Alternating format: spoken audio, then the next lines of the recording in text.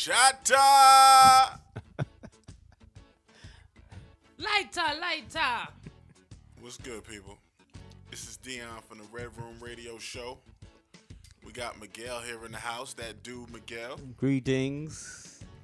We have the lovely Miss Keon in the house. Me soon come here, star. Yeah, man. Yeah, man. Jam it down. We figured we're going to throw in a little Bob Marley, just getting that mindset, just to relax a little bit, you know. Last week it got a little rowdy. Got a little crazy. We actually ended up going over time, so we decided we was going to bring it back just a notch. Rewind. You know. But last week we had a conversation. We put out the episode, it's called Black is Me, where we was all giving our perspective on black American culture, black man to be specific. And today we decided we was going to finish that conversation. I mean, who knows? There may be a part 3, maybe a part 4, but right now we're going to get into it and make sure everybody had the opportunity to get their points out and get their views heard. So which one of you two fine individuals would like to go ahead and start? We always off? defer to the lady. I think I will let the Buffalo Soldier lead off the discussion. Wow. As he is fighting in America. So There's no fight. have at it. There's absolutely no fight. I've had a beautiful experience. Have at it. Absolutely beautiful experience. But I did have time to reflect, and it's very interesting. I think the way Dion started the show was perfect. The topic was perspective, and clearly we in this room have 3 different perspectives. Now, I came at it from a vantage point that was true to me because it was my experience, and I'm not here to judge anybody else's. But what I did find interesting is that it quickly turned personal when I don't know if it needed to go there. I think if we break down different factors, then maybe each other's points, you can probably accept or reject a little easier, if you will. So with that, the first thing first, I remember saying to you guys that a big issue to me was being pushed or told that there was nothing that I couldn't do. So whenever I was presented with a challenge, and my mother heard me utter those words, I can't, I was always pushed forward. Never has that ever changed up until my grandmother passed away a couple of years ago. My mother to this day still encourages me to do anything that I want, I can. So that's, I think, where a lot of my strength come from. I don't recall a time where my parents said I couldn't do something because I was a girl or because I was black. That was never something that was put for me. If anything, it was, yeah, you go do it. You can do it. And I think I've always had that mentality. Whether or not I've succeeded or attempted to, I never had the mindset that I couldn't do. Mm-hmm. Does that make sense? So sure. I can say, you know what? I want to fly a rocket. I can. Right. Now, I might say it's Keon, but I don't really want to fly a rocket. But if I wanted to, I was never not encouraged to do so. I mean, when I was a kid, I hung with boys simply because I wanted to show them I could do what you do. I could climb the fence. I used to go, I don't know if you've ever been in New York City, I used to go underneath the trains, underground, on the third rail and all that stuff because I wanted to show I could hang with the fellas. Mm-hmm. So I don't think that's necessarily a culture thing versus your culture or another culture. I think that's just parents saying to their children, there are no limitations on you except the limitations you place upon yourself. Dion, what say you? What say me? Well, I was actually the complete opposite. I wasn't really encouraged to do much, like my mama. But I wasn't really encouraged to do much. There was plenty of things that I said I'm going to do or want to do and didn't get that push or that support. I mean, from not just parent-wise, siblings and friends. I mean, I everything I did because I did. It wasn't that family environment where you said you want to try to do something, you got that support, or you was encouraged, or you was helped financially, or any other way to do it. Everything I did on my own. So, and that's coming from a Jamaican household. Not saying all Jamaicans are like that, because I'm sure they're not. But that was just my household. Which is a beautiful thing that you were able to rise above whatever. I'm not hearing that you say they held you back, but you're just saying they wasn't encouraging, if you will. No, Yeah. definitely not. Yeah. So I think it all, like you said, it boils down to perspective, and it all boils down to, what has been sent to you and in front of you. Miguel, you and I have had this discussion many times about my father. My father used to send me checks left, right, and sideways.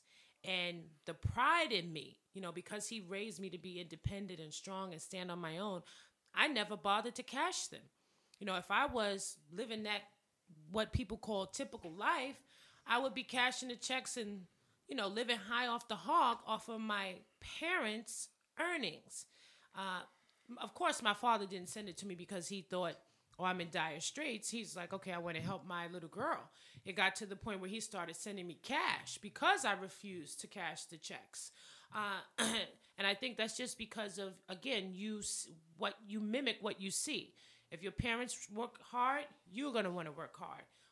Most times. Of course, there's always, like you said, exceptions to the rule where if your parents don't work hard, you still work hard. Or if your parents don't work hard, you follow suit. I think it depends on your environment, your mentality, and your surroundings, meaning your friends, your family, who you socialize with, that kind of propel you or push you in whichever direction, you choose to go, culture-wise.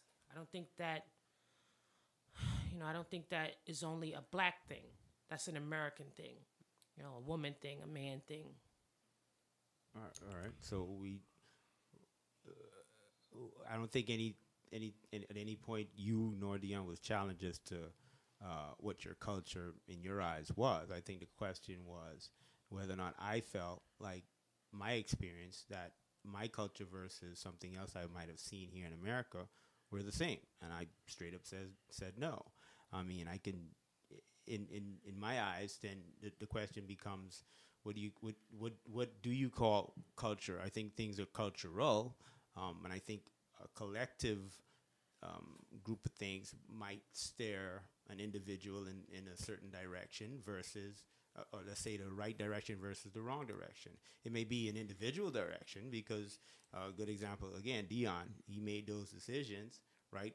And I don't know his household, but I know mine. And mine came from a standpoint where, we did the church thing on Sunday. We did the Sunday dinner thing. We did the Friday family thing. All of those type things were common in my circle, and that would be, in my eyes, cultural, whether it was food, dance, music, whatever. It just, to me, that seemed like a cultural experience. Right, but the thing that you said specifically, when Dion made mention that he was the basic stereotype, and then he changed his mindset, right, and reversed all of that. Your statement was, but see, I know that, I know you come from a Jamaican household. Right. I come from a Jamaican household, so right. I already know you have culture. Right. That was the statement you made. So Right. then when his next statement was, well, what if I didn't? You said, I would say you have no culture. Right. Isn't that weird? Well, it would be. That's what's the statement it would be you made. abstract, but I could also say, again, these are all assumptions because I don't know his experience until he tells me it. But I know that the Caribbean family next to me or the Bahamian family next to me would have a similar experience. Not all of them. We can't sit here and talk in terms like everybody and all people. That was never my intent. I'm talking basically from my experience, my perspective. So again, even if you say, all right, a good example, back in the late 80s, there was a skit on Living color? In living color with the 10 drops, that right? No matter whether or not your family did that, you still had the perception that Jamaicans had 10 jobs. You understand what I'm saying? So it wasn't necessarily that it had to be your experience, but it was almost expected. Does that make sense? Mm-hmm. And that's just what it was. It was a stereotype. It was a stereotype. That's what it was. Right. It was a stereotype. And for a lot of people, it was true. Now, I can't say it was for the majority of people it was true, but I have to believe, right, that just like you do, right, your scenario is typical. My scenario is typical, but yet they're different. You see what I'm saying? So where are we then? Where are we, Dion? Well, I think, right now we're at a strange place. Because I think with just everything you were just saying, I think that's the problem with making generalizations about people and race and culture. I was actually thinking about this earlier. So I went to Western Connecticut State University, right? Mm-hmm. And I remember one of my professors, and this is, let me throw this out there. So it wasn't UConn. It was Western Connecticut State University. So it didn't have all the glitz or the glamour. It didn't have the name or the fame. We're not the Huskies. We're a small school in Danbury, Connecticut. Anyway, so I remember one of my professors, he told the class, when you graduate and you start your careers and you move on, never talk bad about your school. And he was basically saying, not in these exact words, but when you talk bad about the place that you come from, they're looking at you the same way you're talking. So every negative thing you say, they're looking at you because you represent the school. So it made me think of our whole conversation and how it was going and how it came across. And it honestly goes back to perspective. Because like I said last time, when somebody that's not black looks at a black person, they don't break down where they're from or where they've been. They just see him as a black person. And that's how I perceive what I think they do. Mm-hmm. So for me, with that same quote from my college professor, that same comment, it made me look at our conversation last week and say to myself, we really have to be careful with the things that we say, because everything that you say negative, people are looking at the same person saying it and saying, well, you're that same person. You are that person. Because, again, to me, a black person represents every black person. So I think we need to be a little more responsible in what we put out. Well, I feel you on that. I can understand that. I think, and I know this is like way different. I think if I take, for instance, the president, that's another human being that has to represent as every black person. You know, when he's on the stage, he always presents himself very well because he is looked at, as you say, Dion, as a stereotype or a prototype. And if he were ever to have an off moment, because he's human, it would be viewed as you know, people say, oh, there he is. There they go. Yeah, it's true Angry colors. black person on the prowl. Yep. So what you're saying holds great validity. And I think most of us are very conscious of it when we're out and about in the world. I think once we come home and we take our guard down, things get a little bit looser. But your statements are very right on point and very valid. Well, you made a comment last week that I was thinking about today as well, and I heard it last week, and I started to speak on it, but I don't know, someone else started talking. But you said something about black Americans, and you were saying, yeah, you know, we want cars, or they want cars, and the clothes, and this, that, and the third. And I don't agree with that. That's not what I was saying. Oh, so please explain. What I was imitating, again, was Miguel's argument was that black Americans have lost focus on the right things, and what they're chasing and worried about were cars, clothes, and where they live at. My counterpoint to that was, you made such argument, but for the first 10 minutes of the show, from 20 to 10, we kept hearing about 20, and you saying it again. We kept. Right.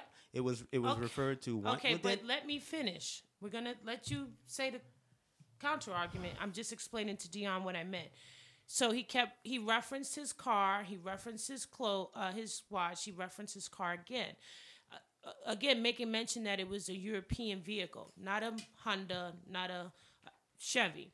So my point to him was, well, you're just as bad as the people you say are only concerned with X, Y, and Z, because you didn't mention for 10 minutes that you owned your own business, that you did things your own way so that you could have this nice ride, which you worked your butt off for. So that's what I was trying to get across. It came across as if I was saying, yeah, we want fly cars, fly rides. No, I was saying, well, you're just as guilty. If you feel that they're guilty of said crime, you're just as guilty. So please excuse if it came across as that's all we care about. No, I was only trying to circle back to say, well, you're just as guilty. Gotcha.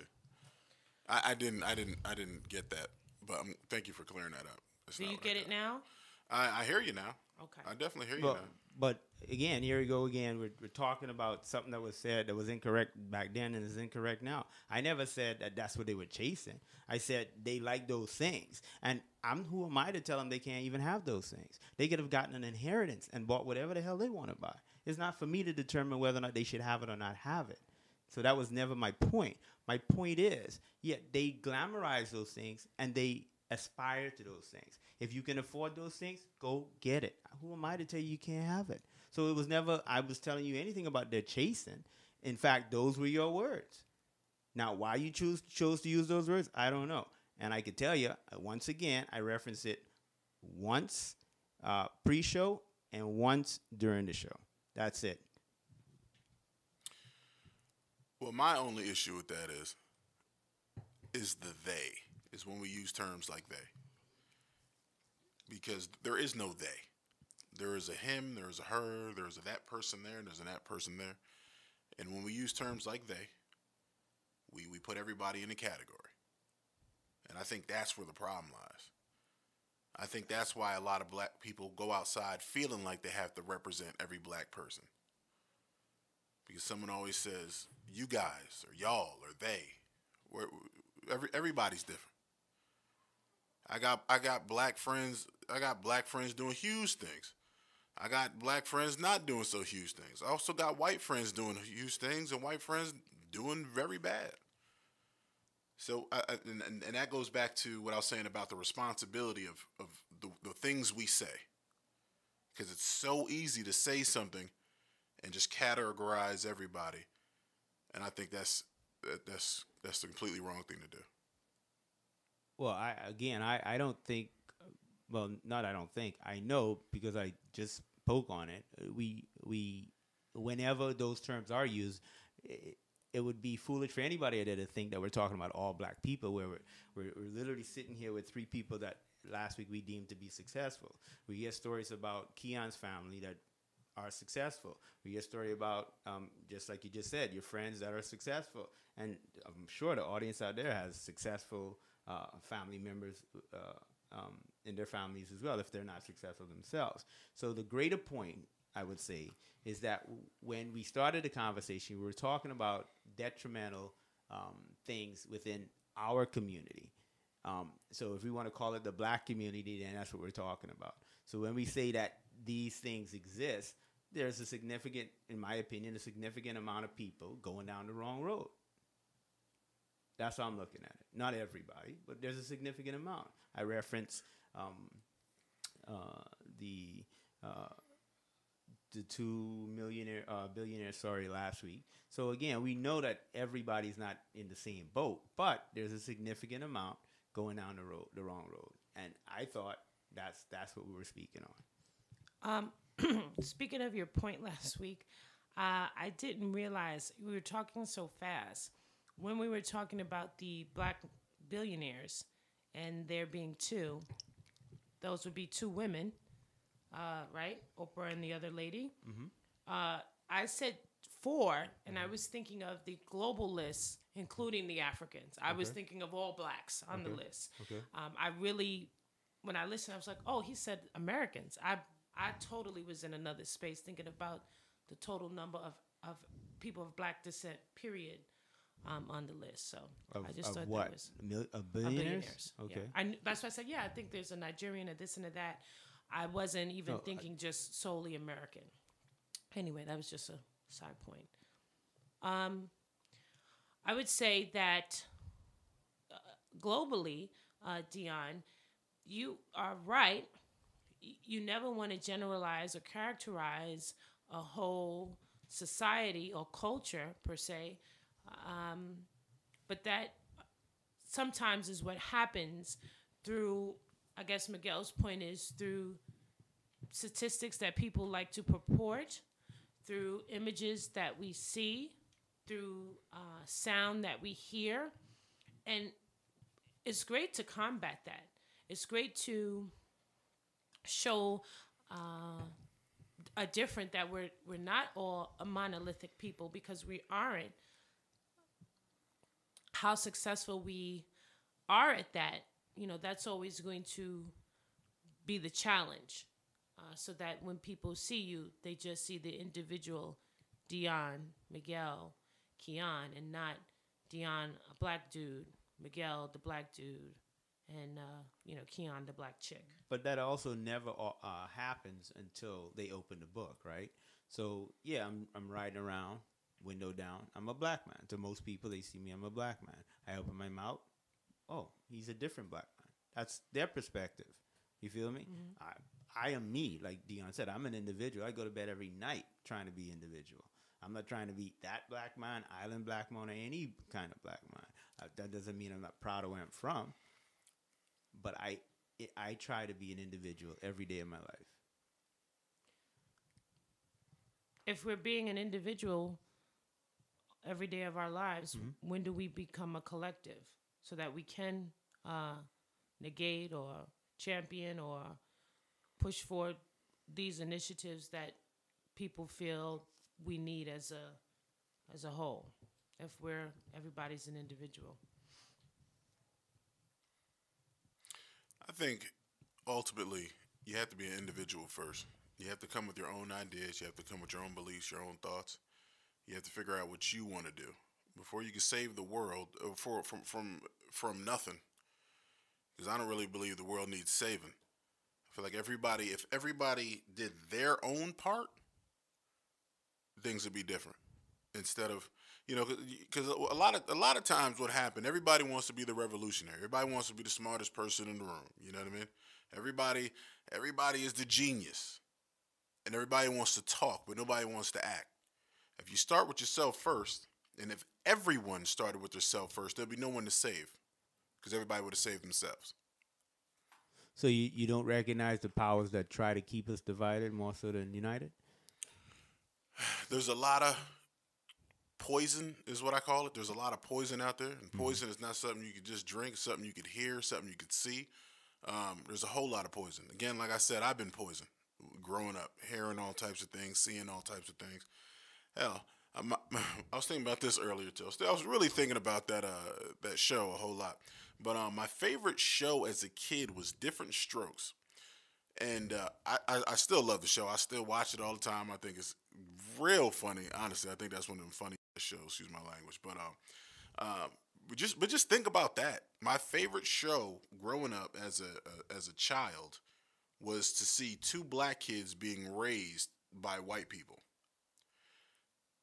When you think about it like that, and also that the two black kids were from Harlem and they were poor when they were in Harlem, and their mother was the housekeeper for the rich white people. But that's just poison. It's poison because depending on the child, depending on the mind of the child, you're looking at the show, looking at this white savior. Oh, that he saved Willis. He got Willis going to college. He got Arnold going to school and getting straight A's or whatever. I know that might be a silly analogy, but if you really think about that, that's just another form of poison. So I'm not saying that show was done intentionally to poison the young minds of blacks, but certain things like that can affect the young mind of blacks, which is just another form of poison, which, I don't know, maybe it is the powers that be, maybe it's not. So if that was a realistic scenario, does it not count for anything? How do you view that? What do you mean? I don't understand. Let's say if your neighbor next door has the exact same scenario where they're raising two black kids, their mother used to work for them, and the kids are doing well. You're saying that's poison? You're saying that in itself? No. I'm not saying that's not poison. A good thing. No, I'm not. No, not at all. Okay. All I'm saying is when you put out a television show to millions of children, depending on what's coming through that television, it can be poison. Okay. Just like countless other shows. But that one specifically, I thought of because that was my favorite show. Right. And then when I started to break it down, I'm looking at this white family raising these poor innocent black kids, and now they doing great and they doing better than their friends, as if the black man or the black child needs a savior or a white savior, per se. But no, not at all. I don't think a black child being raised by a white family is poison at all for that child. Not at all. But just to view it in that broad of a scenario where it's broadcast to millions is what you're saying is that creates a problem. It could be poison depending on the mind of the person watching it. I can see how something like that would affect many kids. I watched it. I didn't want to go with Mr. Drummond.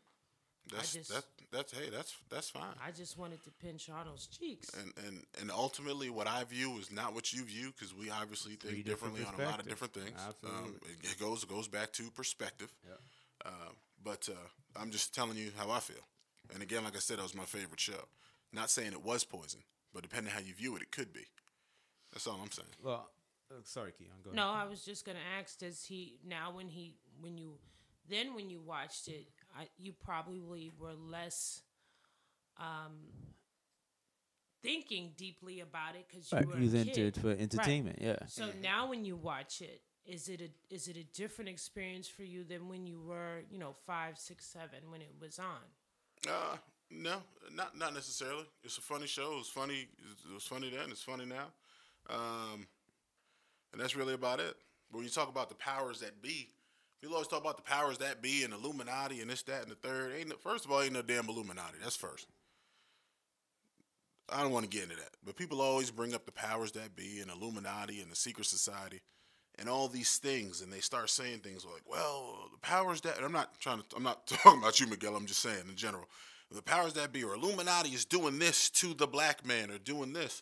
And all I'm saying is, okay, let's say that is the truth. Then let's look at every single thing. Look at this show and what it could possibly be teaching people. Look at the poison it could possibly be putting out, rather than the secret devil worship signs in the rap videos. Like that's how deep people get. Oh my God, he threw up the pentagram or whatever the hell. Like that is foolery. If you want to go deeper than that, then you got to start looking at everything, like those type of shows and the moving on ups, the Jeffersons. We made it out. You couldn't have just been out. You made it out. You know what I'm saying? But that's all I'm saying. But well, I don't know where to take that because I think it played an important role in the time. You know what I mean? It's not to see it as a negative thing. To me, strikes almost as militant because it's like there is absolutely a different way to look at it. But for whatever reason, that's the way it grabbed you. I remember looking and sitting on a weekly basis and just hoping, you know what I mean, that my life would be like what I saw. I think a lot of kids did that. That's dope. Yeah. That's dope. Yeah. And so you're right. It could formulate an opinion that takes you the wrong way, or it could formulate an opinion that takes you, as a striver, make you a striver. And I would even use the word wrong way, just a different way, because again, it's about perspective. Right. I don't know. You just made mention of something before after you were quoting that the powers that be of Illuminati. You said something about I can't believe I lost my train of thought. You said something about the power of what you're putting out, right? Mm-hmm.